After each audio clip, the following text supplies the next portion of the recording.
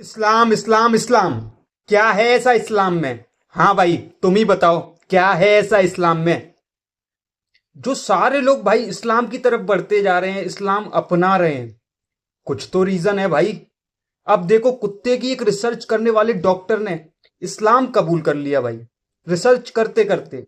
ऐसा क्या हुआ भाई कि उस डॉक्टर ने इस्लाम को अपना लिया? कुछ तो अच्छी बातें होंगी भाई इस्लाम में, कुछ ऐसी चीज तो है जो मैग्नेट की तरह इंसान को खींच रही है अपनी तरफ, चाहे वो अल्लाह का करिश्मा हो या अल्लाह की ताकत हो। इसी को हम जानेंगे इस वीडियो में। जिस भैया के चैनल से मैंने वीडियो ली है, राहे जन्नत ऑफिशियल, मेरे से भी पहले जाकर इन भैया के चैनल को सब्सक्राइब करो और मेरी डिस्क्रिप्शन में लिंक दिया हुआ है, जाओ चैनल को सपोर्ट करो। और उससे पहले चलते हैं वीडियो की तरफ। मैं भी तो जानूं भाई कि ऐसा क्या हुआ कि इस डॉक्टर साहब को इस्लाम इतना अच्छा लगा कि रिसर्च करते करते ही इस्लाम को अपना बैठे। चलते हैं भाई इस वीडियो की तरफ। बिस्मिल्लाहिर्रहमानिर्रहीम। अस्सलाम वालेकुम दोस्तों मेरा नाम है मोहम्मद अनस और आप देख रहे हैं राहे जन्नत ऑफिशियल। प्यारे दोस्तों, यह वाक़या जर्मनी से ताल्लुक़ रखने वाले मेडिकल डॉक्टर जॉन रॉकलर का है, जिसने इस्लाम कबूल करके पूरी दुनिया को हैरान किया। सूरह कहफ में मशकूर असहाबे कहफ का कुत्ता, जिसने उस खुदा की ज़ात से मुनकर शख्स को इस्लाम के दहलीज पर ला खड़ा किया, जो हमेशा कहता था खुदा और मजहब सिर्फ परियों की कहानियां हैं, मगर कुरान की एक आयत ने इस बेदीन इंसान को लाजवाब कर दिया। दोस्तों, आगे बढ़ने से पहले हम आपको बता दें कि हम इसी तरह की नौ मुस्लिम की वीडियोस लाते रहते हैं। अगर आप इसी तरह की वीडियोस को देखने के शौकीन हैं तो हमारा चैनल राहे जन्नत ऑफिशियल को सब्सक्राइब कर लें। दोस्तों, ये साहब बयान करते हैं कि मैं किसी सफर में एक बार एयरपोर्ट पर था कि अचानक एक नौजवान ने कुरान मजीद का ट्रांसलेटेड नुस्खा मुझे गिफ्ट किया।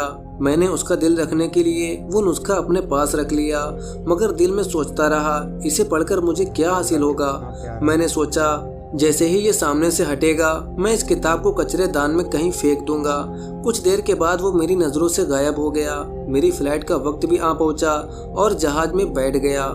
चूंकि सफर तवील था, उकताहट की वजह से इधर उधर पलटी ली तो जेब में कुछ वजन सा महसूस हुआ। जब मैंने निकाला तो वही कुरान मजीद का नुस्खा था जिसे मैं भूल गया था। ना चाहते हुए भी मेरे दिल में ख्याल आया, देखूं तो सही क्या है इस किताब में। जब मैंने इस किताब को खोला तो मेरे सामने सूरह कहफ की आयतें थीं और मैं धीरे धीरे वरगर्दानी करने लगा।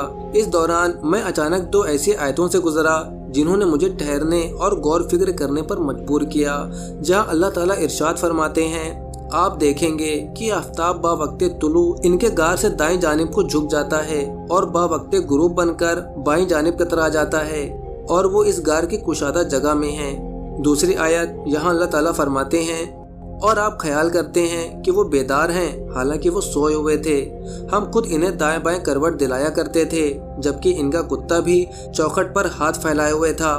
दोस्तों, डॉक्टर कहते हैं इनका सोना और करवटें लेना तो समझ में आता है कि ये इसलिए जरूरी है ताकि इनके जिस्म अगर एक ही करवट रहेंगे तो खराब होने और जिस्म को मिट्टी के खा जाने का खतरा है।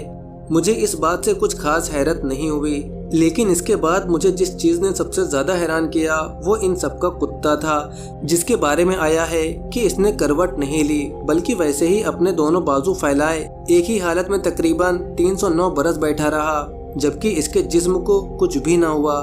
न इसके जिस्म में जख्म लगे न ही बदबू पैदा हुई। इस आयत करीमा ने मुझे तहकीक करने पर मजबूर किया। जिस किताब को मैं एक बेमाना और फजूल किताब समझ रहा था, लेकिन इसे पढ़ने में जो मजा था उसे बयान करना शायद मुमकिन नहीं। दोस्तों, इसके बाद इस आयत मुबारका पर इस जर्मन डॉक्टर ने अगले कई माह तक रिसर्च की। इसकी हैरत की इंतहा उस वक्त न रही जब तहकीक के बाद इसे मालूम हुआ कि कुत्ते के जिस्म में चमड़ी के नीचे एक किस्म का मादा निकलता है, जिससे कुत्ता अगर जिंदा है तो इसका चमड़ा खराब नहीं होता, भले वो कुत्ता कई बरस तक क्यों ना बैठा रहे, जिसकी वजह से इनका कुत्ता इन सब की तरह करवट नहीं ले रहा था। दोस्तों, इस मौजज़ाती आयत ने जर्मन डॉक्टर को इस्लाम कबूल करने पर मजबूर किया और वो एक सच्चा मुसलमान बन गया।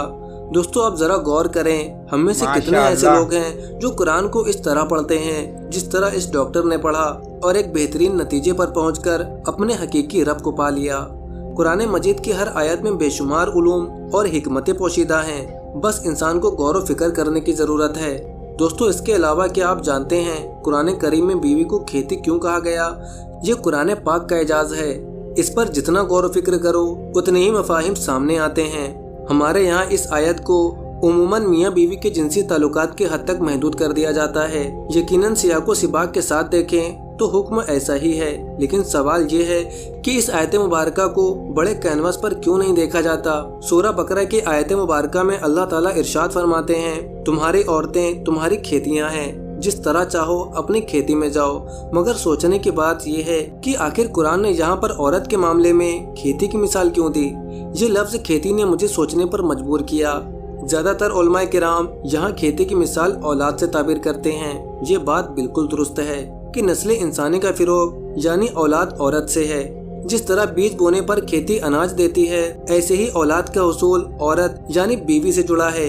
इसलिए अल्लाह ताला ने खेती की मिसाल दी है।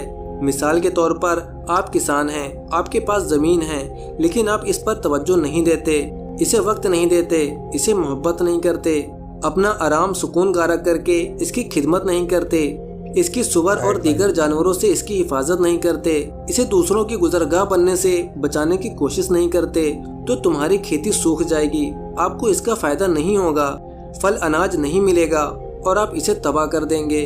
यहाँ ये सब सिर्फ एक लफ्ज खेती में छुपा है। आप शादीशुदा हैं तो आपकी बीवी इस खेती की तरह है, वो आपकी तवज्जो चाहती है। जब आप ही इसे वो सब मुहैया करेंगे तो वो यकीनन हरी भरी रहेगी, इसका लहलहाना आपके दिल को खुश करेगा। लेकिन अगर आप ऐसा नहीं करेंगे तो वो मुरझा जाएगी। ये फितरत है, ये उसूल है और ये कुरान के हर लफ्ज में छुपी वो हकाइक है जिसको समझने से अक्सर मुसलमान कासिर है। अल्लाह ताला से दुआ है कि हमें कुरान मजीद को सही मायनों में समझने और इस अजीम किताब पर अमल करने की तौफीक अता फरमाए। आमीन आमीन। अस्सलाम वालेकुम। भाई आपको एक बात इस वीडियो के जरिए और भी बता दूं कि मैंने बहुत पहले एक वीडियो देखी थी जिसमें बताया गया था कि बोलते ना कुरान में तो औरतों को खेती बताया गया है, राइट। तो इस बात को पकड़कर बहुत सारी चीजें मैंने गलत सुनी थी। तो आप आज इस वीडियो में समझ गए होंगे कि खेती किस लिए बोला गया और किस चीज के लिए बोला गया। कोई गलत चीजों के लिए शायद नहीं बोला गया। आपको ये बात भी बहुत अच्छे से समझ में आ गई होगी। समझ रहे हैं? खुद की खेती यानी कि कहने का मतलब है खुद की वाइफ को टाइम दो, दूसरों पे नजर ना फेंको। औरत से ज्यादा इंसान के लिए इस चीज को यानी कि उसके पुरुष के लिए सबसे ज्यादा बताया गया। और रही बात भाई इस्लाम की, तो देखा आपने वो डॉक्टर साहब। भाई मैं एक बात हकीकत बताता हूँ, आज को भी वीडियो में बताया नहीं कि भाई जब मैं वीडियो बनाता था ना, मैं 8 साल से वीडियोस बना रहा हूँ। पहले टिकटॉक पे बनाता था, उससे ये समझ लो कि बनाता ही बनाता अब तक यहाँ तक बना ही रहा हूँ। मैंने भाई एक चीज कुछ चीजें नोटिस की हैं। पता है भाई, मैं सहरी जब होती थी ना 3 बजे 4 बजे उठता था, उठकर सहरी करता था। कहने का मतलब है सबको वीडियोस बनाने के लिए यहाँ पे जब रूम में वीडियो बनाता था तो आवाज गूंजती थी भाई, समझ रहे हैं। तो फिर मैं पता है क्या करता था भाई, छत पे चला जाता था, सभी मुस्लिम भाइयों को 3 बजे तक जागकर सहरी की बधाइयां देता था भाई। समझ रहे हो? वीडियो बनाता था, उठ जाओ मुस्लिम भाइयों, ये वो। इस्लाम एक शुरू से ही अच्छा लगा है। अब इसका ये नहीं कि मेरे को कोई मजहब या धर्म बुरा लगता है, नहीं बुरा मुझे कुछ नहीं लगता, पर हाँ इस्लाम मुझे अच्छा लगता है शुरू से ही। इंशाल्लाह मुझे क्या ही बोलूं, अरे आई मतलब अब क्या बोलूं, चलो जाने दो।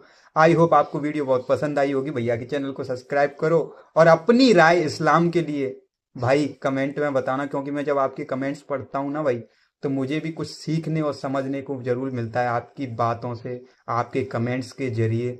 तो चलता हूँ भाई, लव यू, अस्सलाम वालेकुम, जय हिंद, जय भारत।